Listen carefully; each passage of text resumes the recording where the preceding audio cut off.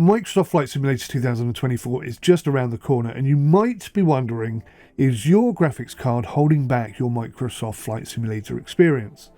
Well, in this video, I'm going to show you 3 comparison recordings that I made using an RTX 3080, an RTX 4070ti, and an RTX 4090. And I hope that this video allows you to detach slightly from all the marketing that you get bombarded with and actually look at and think about in a tangible way what the cost benefits are to upgrading your card. Now obviously in this test the RTX 4090 is going to deliver the most frames per second, but which one do you think is going to deliver the least amount of frames per second? For clarity, my PC specs are Windows 11 Pro, an Intel i7-13700K, MSI Z90P motherboard, 32 gigs of DDR5 Kingston RAM sticks running at 3200 MHz, and I have 3 crucial drives, 2 P5M.2s and an MX500 2TB, which I use for recording. In an attempt to keep results consistent, I have opted to utilise the surrounding landscape used in the Red Bull Bullseye Landing Challenge because it offers a lot of ground buildings, partly concealed by a consistent fog effect which I felt would stress the GPUs to their maximum. Whilst I can provide a general comparison based on the available data, individual experiences may well vary due to factors like CPU, RAM and resolution, and this is certainly something that you want to decide upon before upgrading your graphics card. Are you going to be playing in 4K, 2K or 1080p, and what is your minimum accepted frames per second? Is 30 frames a second enough for you, or must it be 60 solid, perhaps even more than that? So for this test, Microsoft Flight Simulator was set to play in ultra settings using DX12 with a resolution of 5120 by 1440p, and it was capped at 120 Hz to match my Agon 49-inch ultra widescreen monitor. There's a link in the description below if you'd like to look at this monitor. It's a great monitor. So whilst the 4090 series cards have DLSS 3 boost available, I have decided to actually show you the tangible FPS scores for the 3 test results. If you do want to see just how much DLSS 3 boosts your frames using the AI inserted frame system, I have recorded and included an example of that at the end. Finally, one of the key expectations with Microsoft Flight Simulator 2024 is that it will no longer be restricted by a single main thread, and due to AI enhancements and other performance improvements, performance across the board for all users who meet the minimum PC specs should see a noticeable set of improvements. So whilst these results are valid, of course, for Microsoft Flight Simulator 2020, when Microsoft Flight Simulator 2024 finally arrives, the results that you see here should hopefully be exceeded in the new game. So what I'd like you to do whilst you're watching these recordings is to think about what is an acceptable amount of frames per second. What do you deem good enough for you to be able to play on? And please bear in mind that I am recording whilst playing on this, and that also knocks off a few frames per second, as does bringing up the FPS system itself. I'll be interested in your thoughts on which of these 3 cards you personally feel is the best value for money, and I'll do a summation at the end. So for our first test recording at a resolution of 5120 by 1440p on ultra settings locked to a maximum FPS rate of 120 Hz, we have the RTX 3080. Now this is a solid performer, and at £847.99 or less, it's a really good card, and it's a really strong contender for Microsoft Flight Simulator, delivering impressive performance at 1440p and even capable of handling 4K with suitable settings lowered.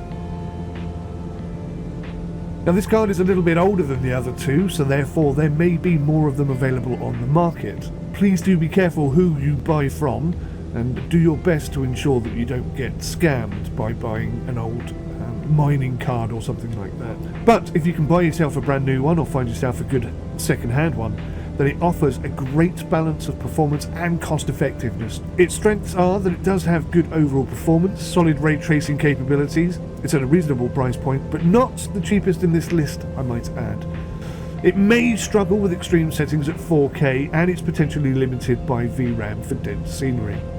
In this particular configuration, you can see that it held an extremely solid 59-60 frames per second throughout, dipping very briefly for one moment to 56 frames per second.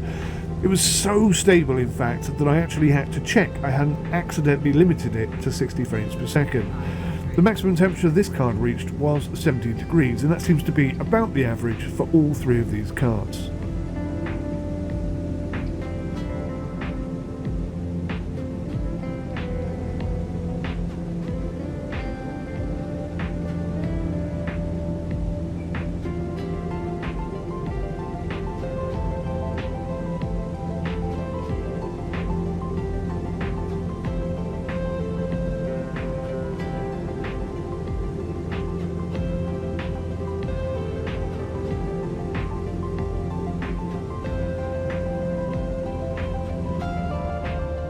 Our second recording, again at 5120 by 1440p on ultra settings locked to 120 Hz, is the RTX 4070 Ti, and I can find this at £788, which makes this currently the cheapest option out of the three, and it could definitely be considered the sweet spot for most gamers.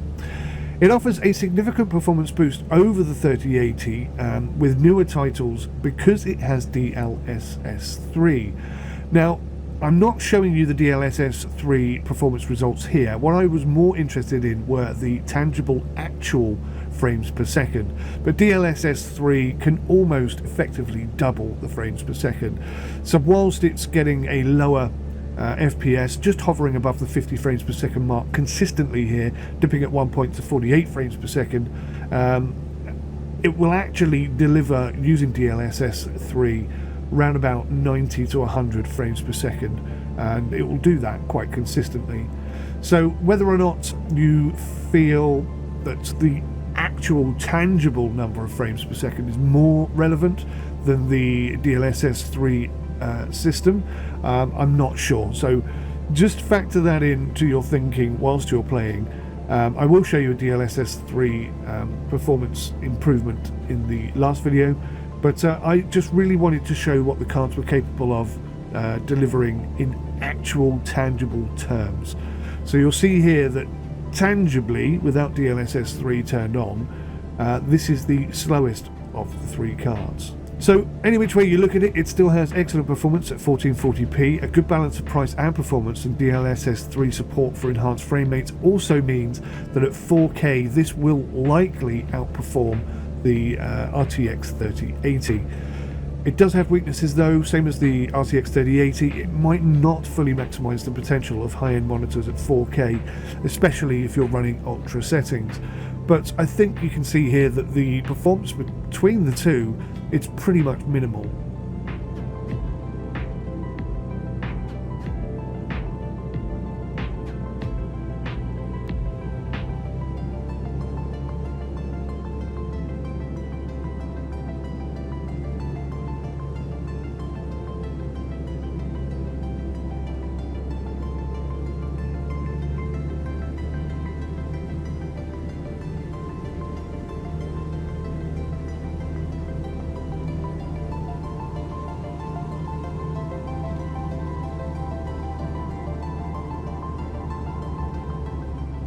So, at nearly twice the price of the other two, £1,700 is the cheapest I was able to find this RTX 4090. It is the most expensive, but it's also a beast, and it has unbelievable longevity in comparison to the other two. The RTX 4090, in short, is a powerhouse, capable of handling Microsoft Flight Simulator with ease at any resolution and any settings. It's the ultimate choice for those who are seeking the absolute best visual experience and maximum number of frame rates. In the test recording here, I was hovering comfortably just below 80 frames per second with the lowest dip of just 69 frames per second. So its strengths are exceptional performance, it's future-proofed of course, and it has unmatched ray tracing capabilities. Now the weaknesses are obvious. It's an extremely expensive card, and honestly it's overkill for most users. And you can see all three cards here sort of averaging around 68 to 70 degrees whilst running this game in ultra settings on the configuration that I've mentioned here.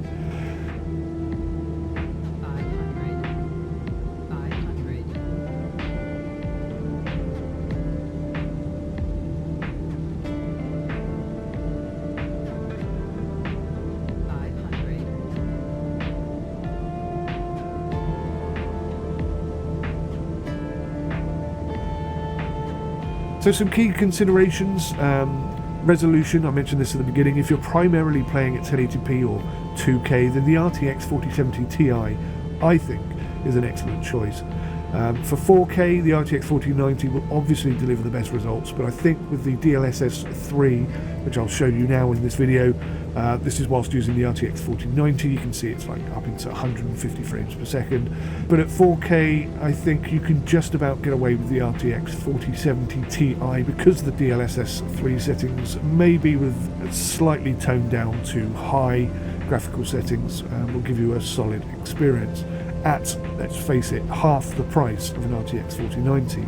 Obviously, having high or ultra settings will demand more GPU power, especially with dense scenery and complex weather conditions, like in the example I'm showing you here. DLSS 3 technology can significantly boost performance without sacrificing image quality, making the RTX 4070 and Ti even more of an attractive option, especially if you're going to use this for playing other games. As new games come out, they'll be utilising DLSS 3 technology as well.